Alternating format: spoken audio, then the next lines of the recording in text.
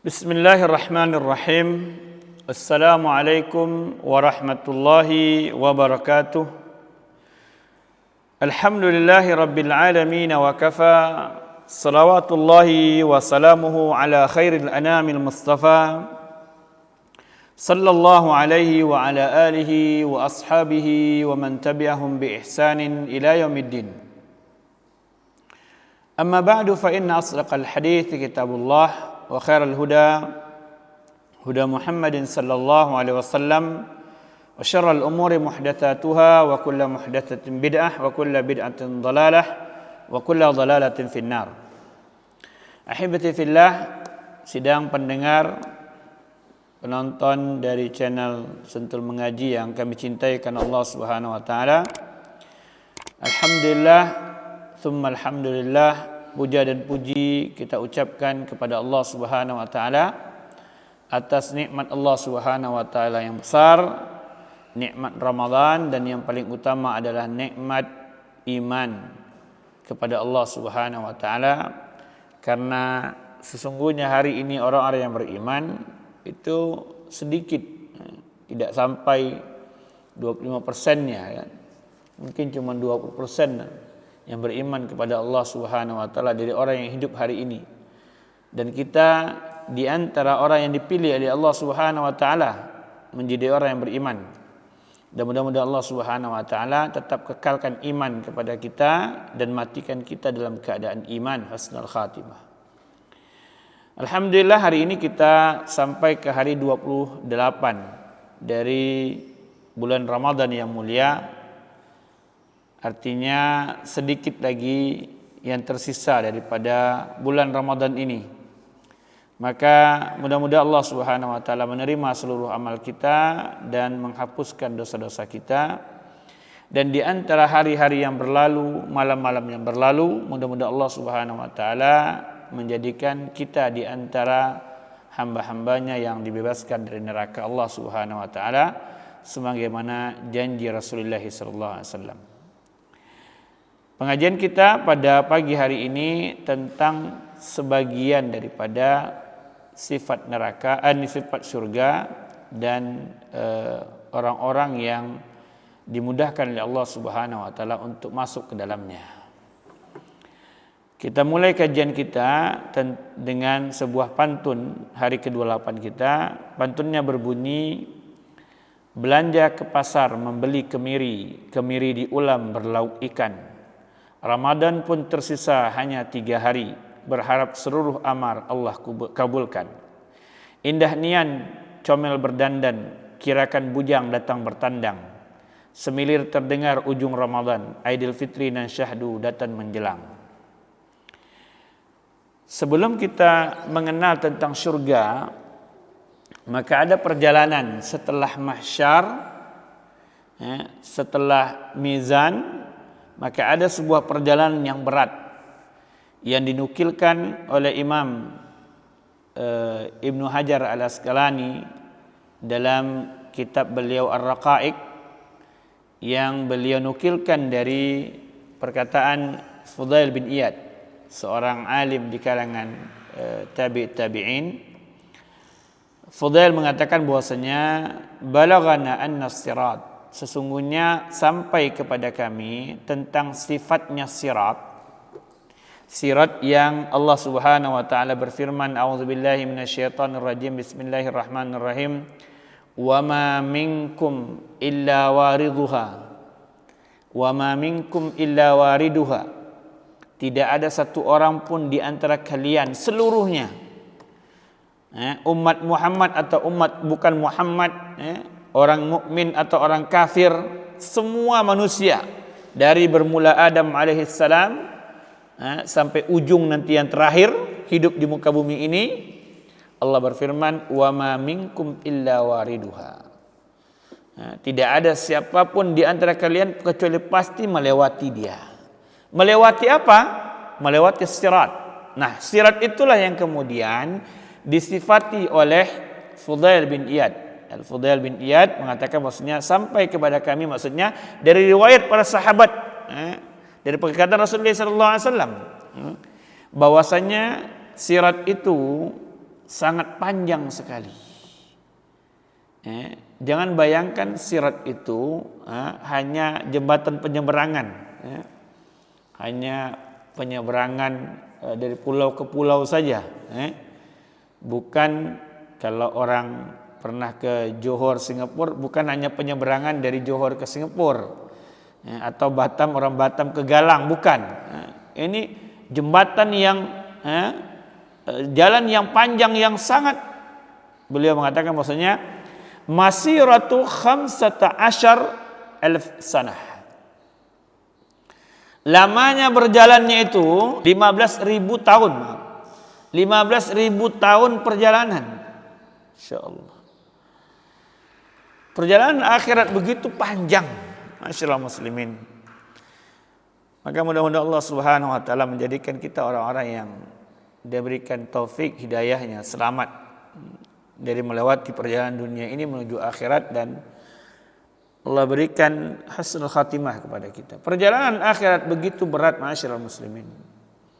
Bayangkan, itu penyeberangan siratnya saja itu. Beliau mengatakan 5,000 as-su'ud. Mendakinya itu 5.000 tahun. Ngitungnya aja sudah enggak kuat kita gitu. Bagaimana banyak? Wallahu alam, apakah 5.000 tahun dunia atau akhirat? Kalau 5.000 tahun dunia, ya alhamdulillah ada, kita punya bayangan. Pun kita hidup sekarang juga, bumi ini enggak tahu berapa tahun sudah ya. Yang jelas sejak Isa itu baru 2.000 tahunan gitu kan. 5.000 tahun. Kalau dia 5.000 tahunnya di akhirat, na'udzubillah min dzalik, terlalu jauh, terlalu panjang jalannya itu. Itu mendaki semuanya. Mendaki betul itu. Bentuknya wallahu alam kita enggak ngerti. Kemudian 5.000 tahun selanjutnya beliau katakan hubud, menurun jalannya itu. Kemudian 5.000 tahunnya itu mustawa, mendatar dia. Dan ketika mendatar itu ada komisioner sya'rah wa ahad minas saif. Jalan yang kita seberangi itu sangat halus, lebih halus berbanding rambut, dan lebih tajam berbanding pisau. Artinya itu bukan jalan yang enak kita jalani. Sementara kita ketika itu dalam keadaan telanjang, tidak berbaju, tidak beralas kaki, polos, menyeberang dalam keadaan nggak ada lagi masalah ini orang tinggi, orang rendah dalam status sosialnya, ini orang kaya, orang miskin, orang berpendidikan, nggak ada lagi cerita itu. Semua sibuk dengan urusannya sendiri. Maka dia lebih halus dibanding rambut dan lebih tajam dibanding pisau. Alamatni jahannam, dan dibentangkan oleh Allah Subhanahu wa taala di bibirnya neraka jahanam. Dan neraka jahanam adalah neraka yang paling tinggi, sedangkan jahim yang paling bawah. Di antara di antara darakat an-nar, turun ke bawahnya neraka itu, jahanam paling atasnya. Di atasnya, di bibirnya itu dibentangkan sirat itu. La yajuzu alaihi damir mahzun illa khasyat. Enggak bisa menyeberangi itu kecuali orang yang takut kepada Allah Subhanahu wa taala. Ini di antara nikmatnya khasyah kepada Allah Subhanahu wa taala. Rasa takut kepada Allah Subhanahu wa taala melahirkan kemampuan untuk menyeberang. Kenapa? Karena seorang mukmin merasakan ada yang Allah janjikan di ujung sana. Dia harus melewati ini karena ada sesuatu yang dijanjikan oleh Allah Subhanahu wa taala di ujung sana, dan dia berdoa berharap kepada Allah ketika menyeberang agar Allah menyelamatkannya. Ini catatan tentang sirat. Kemudian kita masuk kepada tentang surga, tentang sifatnya, sebagian sifatnya, dan orang-orang atau kelompok yang dimudahkan oleh Allah Subhanahu wa taala untuk memasukinya. Surga itu kata para ulama, dia adalah al-jazaa'ul 'azim wa thawabul jazil. Dia adalah bentuk ganjaran Allah yang sangat besar, yang sangat agung, dan ganjaran Allah, balasan Allah yang sangat besar, alladzi a'addahu Allah li awliyaih wa ahli ta'atih, yang hanya diperuntukkan oleh Allah bagi wali-walinya, orang yang gemar mentaati Allah Subhanahu wa taala, dan orang yang selalu menebarkan kebaikan untuk Allah Subhanahu wa taala. Dan bentuknya tidak bisa dibayangkan. Allah Subhanahu wa taala berfirman, Rasulullah SAW ketika menyebutkan hadis yang diriwayatkan oleh Imam Bukhari, beliau membacakan firman Allah Subhanahu wa taala dalam surah As-Sajdah ayat ketiga, fala ta'lamu nafsum ma ukhfiya lahum min qurrati a'yun. Tidak ada satu jiwa pun yang mengetahui tentang ganjaran yang Allah siapkan untuk mereka. Tetapi ganjaran itu pelita hati, pelipur hati, sangat menenangkan, menenteramkan. Tetapi dia belum terbayangkan. Rasulullah SAW mengatakan, Allah Subhanahu wa taala berfirman, a'dadtu li ibadi as-salihin, aku siapkan bagi hamba-hambaku yang saleh, ma la ainun ra'at wa la udhunun sami'at wa la khatar fi qalbi bashar. Sesuatu yang belum pernah dilihat oleh mereka, belum pernah didengar oleh mereka, bahkan terpikir pun tidak mereka, saking luar biasanya nikmatnya. Sampai dalam hadis yang dikeluarkan oleh Imam Bukhari, Rasulullah SAW juga mengatakan bahwasanya maudhi'in sautin fil jannah khairum minad dunya wa ma fiha. Tempat meletakkan cemeti di surga itu jauh lebih mulia, lebih indah, lebih nikmat dibanding dunia dan semuanya. Menunjukkan bahwasanya surga tidak berbanding sedikit pun dengan dunia. Maka yang pertama yang dilakukan oleh calon-calon penghuninya, dan kita mudah-mudahan berharap bagian daripada mereka, mengejar syafaat, mencari syafaat. Dari mulai orang yang paling tua, ayahanda kita Adam alaihissalam, kita kejar. Semua berduyun-duyun berharap. Yang keluar dari lisan ayahanda kita hanya nafsi, nafsi, diri saya saja. Enggak bisa saya memberikan syafaat, karena saya pernah bermaksiat kepada Allah. Datang lagi kepada Ibrahim Khalilur Rahman, juga tidak sanggup memberikan. Datang lagi kepada Musa, tidak sanggup memberikan. Sampai terakhirnya datang kepada Rasulullah SAW. Allah memberikan Rasulullah SAW keluasan untuk memberikan syafaat kepada umatnya. Ini di antara nikmat. Maka sangat bodoh orang yang mencela Rasulullah SAW.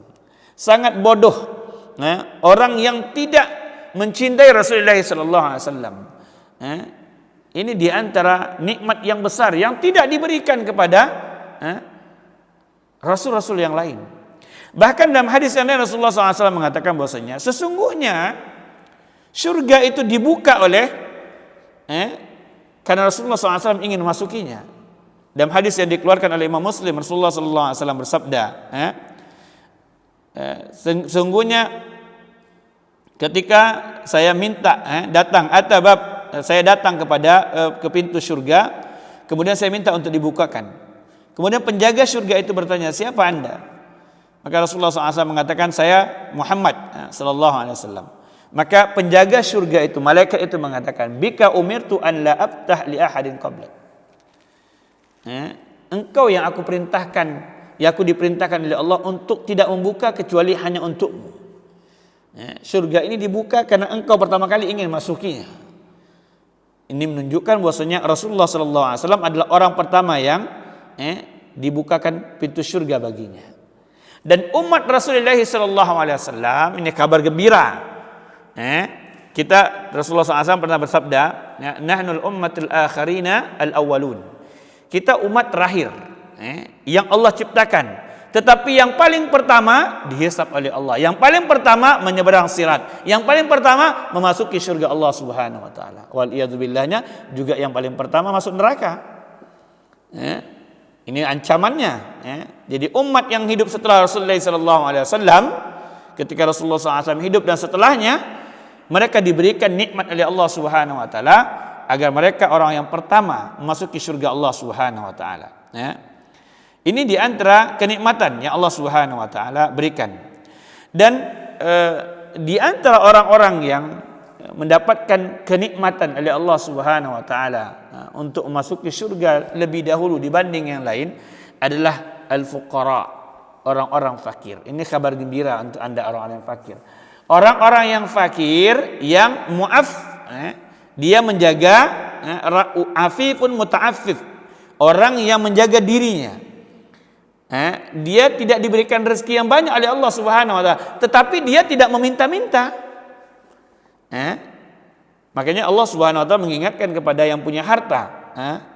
Di dalam harta kalian itu ada hak bagi as-sa'ili wal mahrum. Hak bagi orang yang minta-minta dan orang-orang yang muta'affif, menjaga dirinya. Dia butuh sebenarnya, bahkan mungkin dia lebih fakir dibanding orang yang minta-minta.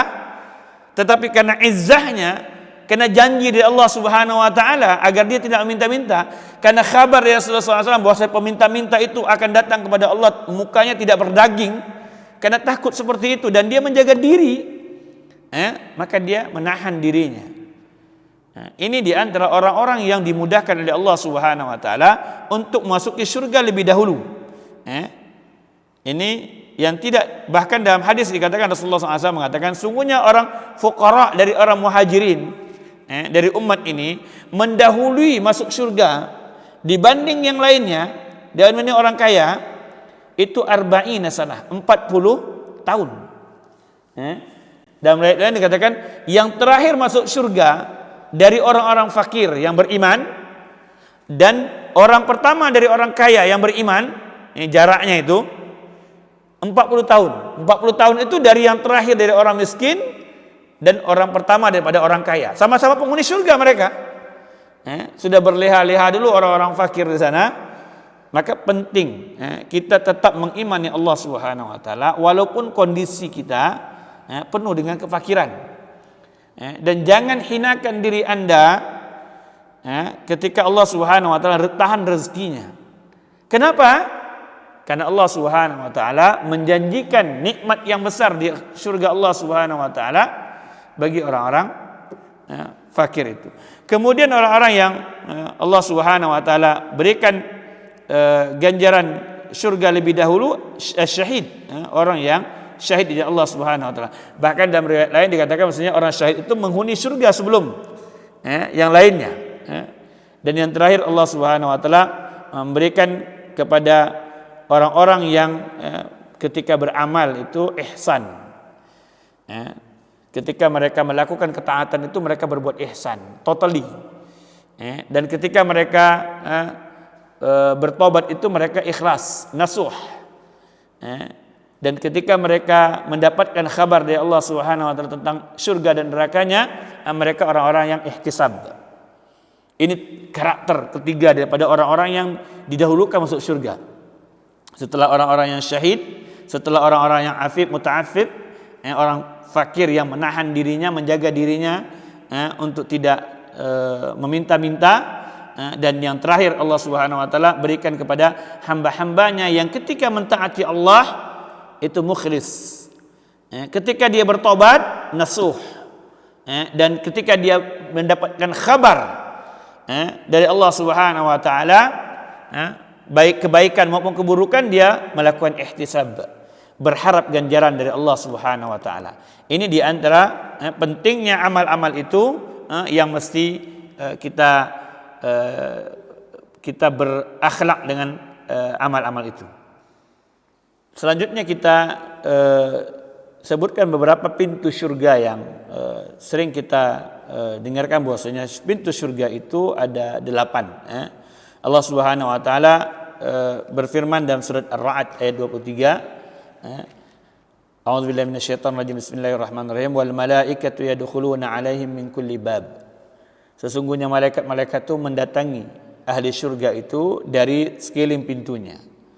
Maka para ulama mengatakan bahwasanya di antara nama-nama pintu itu ada babul yamin. Ada namanya bab al-yamin. Itu diberikan oleh Allah Subhanahu wa taala kepada orang yang kabar hadis yang tentang Uqasyah itu. Rasulullah SAW suatu waktu pernah mengkhabarkan kepada sahabatnya bahwasanya ada 70.000 umat Rasulullah SAW yang masuk surga tanpa dihisab.